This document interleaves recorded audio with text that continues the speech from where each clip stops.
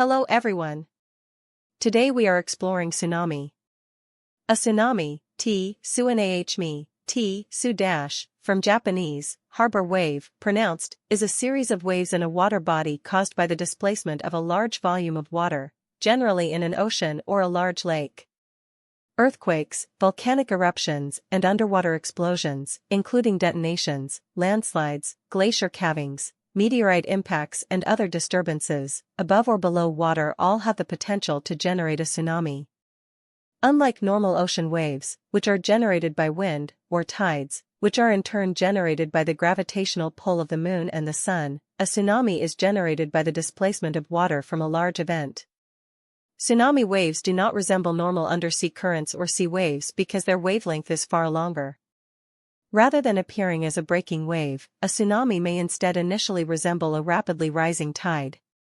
For this reason, it is often referred to as a tidal wave, although this usage is not favored by the scientific community because it might give the false impression of a causal relationship between tides and tsunamis. Tsunamis generally consist of a series of waves, with periods ranging from minutes to hours, arriving in a so-called wave train. Wave heights of tens of meters can be generated by large events. Although the impact of tsunamis is limited to coastal areas, their destructive power can be enormous, and they can affect entire ocean basins. The 2004 Indian Ocean tsunami was among the deadliest natural disasters in human history, with at least 230,000 people killed or missing in 14 countries bordering the Indian Ocean. The ancient Greek historian Thucydides suggested in his 5th century BC history of the Peloponnesian War that tsunamis were related to submarine earthquakes, but the understanding of tsunamis remained slim until the 20th century, and much remains unknown. Major areas of current research include determining why some large earthquakes do not generate tsunamis while other smaller ones do. This ongoing research is designed to help accurately forecast the passage of tsunamis across oceans as well as how tsunami waves interact with shorelines. Terminology Tsunami The term tsunami is a borrowing from the Japanese tsunami, meaning harbor wave. For the plural, one can either follow ordinary English practice and add an s, or use an invariable plural as in the Japanese. Some English speakers alter the word's initials to ns by dropping the t, since English does not natively permit s at the beginning of words, though the original Japanese pronunciation is ts. The term has become commonly accepted in English, although its literal Japanese meaning is not necessarily descriptive of the waves, which do not occur only in harbors. Tidal wave Tsunamis are sometimes referred to as tidal waves. This once popular term derives from the most common appearance of a tsunami, which is that of an extraordinarily high tidal bore. Tsunamis and tides both produce waves of water that move inland, but in the case of a tsunami, the inland movement of water may be much greater, giving the impression of an incredibly high and forceful tide. In recent years, the term tidal wave has fallen out of favor, especially in the scientific community, because the causes of tsunamis have nothing to do with those of tides, which are produced by the gravitational pull of the moon and sun rather than the displacement of water. Although the meanings of tidal include resembling or having the form or character of tides, use of the term tidal wave is discouraged by geologists and oceanographers. Seismic Sea Wave The term seismic sea wave is also used to refer to the phenomenon because the waves most often are generated by seismic activity such as earthquakes.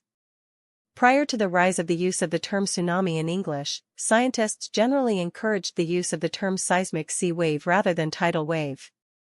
However, like tidal wave, seismic sea wave is not a completely accurate term, as forces other than earthquakes, including underwater landslides, volcanic eruptions, underwater explosions, land or ice slumping into the ocean, meteorite impacts, and the weather when the atmospheric pressure changes very rapidly, can generate such waves by displacing water. Other terms The use of the term tsunami for waves created by landslides entering bodies of water has become internationally widespread in both scientific and popular literature, although such waves are distinct in origin from large waves generated by earthquakes. This distinction sometimes leads to the use of other terms for landslide-generated waves, including landslide-triggered tsunami, displacement wave, non-seismic wave, impact wave, and, simply, giant wave. A tsunami which cannot be linked to an earthquake is sometimes termed an orphan tsunami. This may happen in the case of tsunamis caused in the distant past, before international communications, by earthquakes far away, such as a tsunami in Japan caused by an earthquake in the Americas. History Japan has the longest recorded history of tsunamis. As early as 426 BC, the Greek historian Thucydides inquired in his book History of the Peloponnesian War about the causes of tsunami, and was the first to argue that ocean earthquakes must be the cause. The oldest human record of a tsunami dates back to 479 BC, in the Greek colony of Potidaea, thought to be triggered by an earthquake. The tsunami may have saved the colony from an invasion by the Achaemenid Empire. The cause, in my opinion, of this phenomenon must be sought in the earthquake. At the point where its shock has been the most violent, the sea is driven back, and suddenly recoiling with redoubled force, causes the inundation. Without an earthquake, I do not see how such an accident could happen.